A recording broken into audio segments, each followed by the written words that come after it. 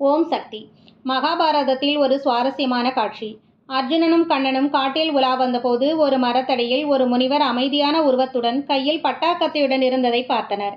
அது பற்றி அர்ஜுனன் கேட்டபோது, நீ போய் தெரிந்து வா என கண்ணன் கூறினான். அர்ஜுனனும் முனிவரிடம் சென்று அதை பற்றி வினவிய போது, அவர் எனக்கு 4 பகைவர்கள் இருக்கிறார்கள், அவர்களை கண்டால் துண்டு துண்டாக வெட்டி போட வேண்டும், அதற்காகத்தான் இந்த பட்டாக்கத்தி என்றார். உடனே அர்ஜுனன், உங்களுக்கும் பகைவர்களா? யார் அவர்கள் என கேட்டான். அதற்கு முனிவர், முதல் பகைவன் அர்ஜுனன் என்றார். அர்ஜுனனா என வியந்தபடி கேட்டான் அர்ஜுனன். அதற்கு முனிவர், ஆம், என் குருவான என் கடவுளான கண்ணனை தேர் ஓட்டியாக வேலை வாங்கினானே, அதற்காகத்தான் என்றார். இரண்டாவது பகைவர் யார் என கேட்டான் அர்ஜுனன். துச்சாதனன் சபையில் துகிலுரிந்த போது கண்ணனை கூவி அழைத்து சேலையை வளர்க்கச் சொல்லி வேலை வாங்கினாளே பாஞ்சாலி, அவளைத்தான் என்றார். மற்ற 2 பகைவர்கள் யார் என கேட்டபோது, அந்த நாரதனும் தும்புருவும் தான், எப்பொழுதும் நாராயணன் பெயரைச் சொல்லி இசை பாடிக்கொண்டே இருக்கிறார்கள் என்றார். அதற்கு அர்ஜுனன், அவர்கள் இசைதானே பாடிக்கொண்டிருக்கிறார்கள், வசை பாடவில்லையே என்றார். அதுதான் குற்றமே. எந்நேரமும் பாடிக்கொண்டிருப்பதால் என் கண்ணன் தூங்கவும் முடியாமல் ஓய்வு எடுக்கவும் முடியாமல் இருக்கிறார். அவர்கள் ஒளிந்தால்தான் என் கண்ணனுக்கு ஓய்வு உறக்கம் எல்லாம் என்றார். என்ன ஒரு குருபக்தி, ஆச்சாரிய அபிமானம்! எந்த பயனையும் எதிர்பார்க்காத பக்தி என்பது அதுதானே. தன் கண்ணனே இதனையெல்லாம் விரும்பி ஏற்றுக்கொண்டாலும் இவன் எப்படி என் கண்ணனை வேலை வாங்கலாம்? எப்பொழுது தனக்கு தேவை என்றாலும் எப்படி இவள் என் கண்ணனை தேடி அழைக்கலாம்? ஓய்வு எடுக்க வேண்டும் என்ற எண்ணம் இல்லாமல் மகிழ வைக்க வேண்டும் என்று என் கண்ணனை தம் இசையால் துன்புறுத்த வேண்டுமா என்ற விஷயங்கள் முனிவரை ஆத்திரப்படுத்தி கொண்டிருக்கிறது. நாமெல்லாம் இப்படியா இருக்கிறோம்? ஒரு நாள் அருள் திரு பங்காரு அம்மா அவர்களை சந்திக்க சென்றபோது, அம்மாவிற்கு உடல் நலமில்லை என அறிந்து பார்க்காமலேயே திரும்ப முற்பட்ட போது, நாம் வந்ததும் பார்க்காமலேயே திரும்ப எண்ணியதை அறிந்த அம்மா வீட்டிற்கு வெளியே வந்துவிட்டார்கள்.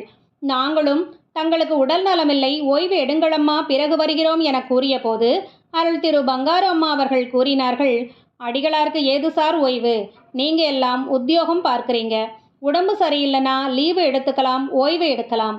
நாங்க 24 மணி நேரமும் உழைக்கிறோம் என்கிறார்கள். தனக்கு ஓய்வே இல்லை என்பதும் ஒரு குறிப்பு. ஒரு பக்கம் தாம் அவதார தெய்வம் என்னும் திருக்குறிப்பு ஒரு பக்கம். உணர்ந்து கொண்டீர்களா என்று எண்ணம் ஒரு பக்கம். ஒருமுறை அருள்நிலையில் ஒரு தொண்டரிடம் தன் கையை தொட்டு பார்க்க சொன்ன அன்னை அம்மாவின் உடல் சூடு அதிகமான காய்ச்சலை உணர்த்த, அந்த தொண்டர், ஏனம்மா இப்படி அனலாய் குதிக்கும் காய்ச்சலோடு அருள்வாக்கு சொல்ல வந்துவிட்டீர்களே என கேட்டபோது, என்ன செய்வது மகனே, எத்தனை பிள்ளைகள் எனக்காக ஏக்கத்தோடு காத்திருக்கிறார்கள். இப்படியெல்லாம் அடிகளாரை வருத்தித்தான் இங்கே ஆன்மீகம் வளர்க்கிறேன் என்றாள் அன்னை. ஓய்வு உறக்கம் பாராமல் அருள் திரு பங்காரு அம்மா அவர்களால் வளர்க்கப்பட்டிருக்கிற ஆன்மீகம் இது. இதற்காக அம்மா பட்ட துயரங்களும் துன்பங்களும் ஏராளம். நமக்கு தெரிந்தது மிக குறைவு. டிப் ஆஃப் அன் ஐஸ்பர்க் என்ற ஆங்கிலத்தில் ஒரு சொல் வழக்கு உண்டு. ஒரு பனிக்கட்டி நீரில் மிதக்கிறது என்று வைத்துக் கொள்ளுங்கள். நம் கண்களுக்கு மிகச் சிறு பகுதியே மேலே தெரியும், மிகப்பெரிய அளவு நீருக்குள்ளே மிதக்கும். அதுபோலத்தான் அருள் திரு பங்காரு அம்மா அவர்களின் உழைப்பையும் கஷ்டத்தையும் நாம் உணர்ந்தது. இப்படி அம்மா வளர்த்துவிட்ட ஆன்மீக இயக்கத்தை நாமும் வளர்க்க வேண்டும் அல்லவா?